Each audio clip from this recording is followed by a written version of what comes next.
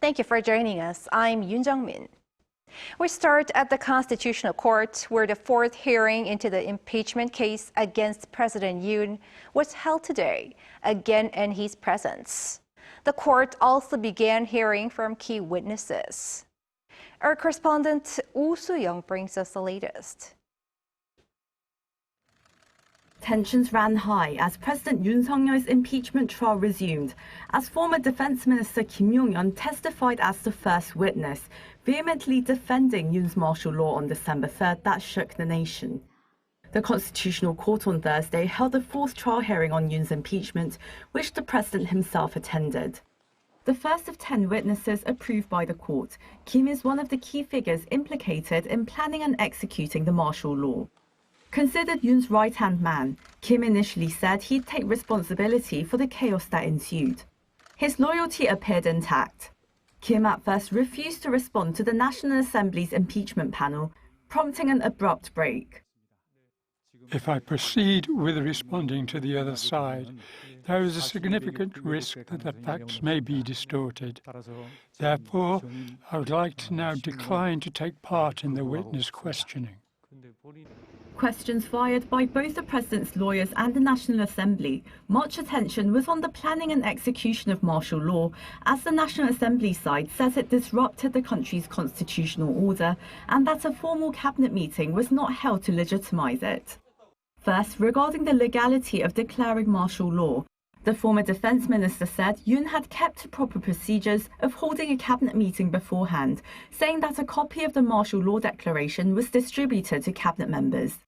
Also, Kim said he had composed a controversial note that the finance minister had received, ordering the preparation of a budget for an emergency legislative body, presumably to replace the elected National Assembly. This came after President Yoon initially said he could not remember whether he wrote the note, before recently denying that he had.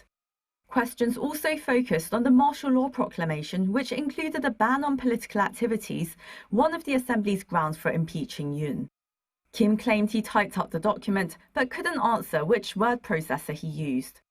As the president himself questioned his former minister, Yoon appeared to emphasize that he'd considered the martial law proclamation unrealistic and ineffective.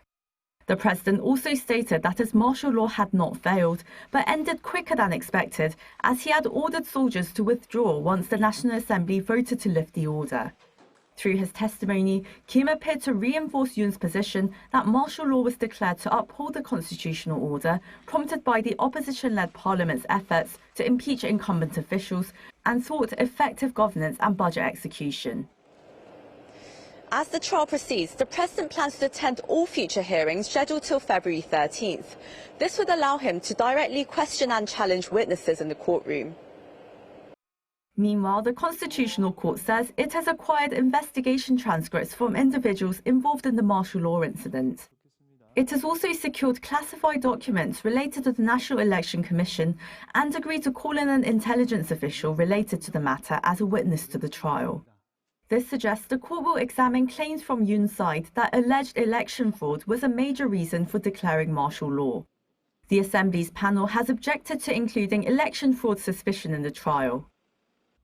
Recklessly asserting baseless theories of election fraud appears to be an attempt to delay the proceedings and undermine trust in the electoral system. Such actions should be appropriately restrained. The fifth hearing will be held after the Lunar New Year holiday on February 4th with 3 witnesses to testify.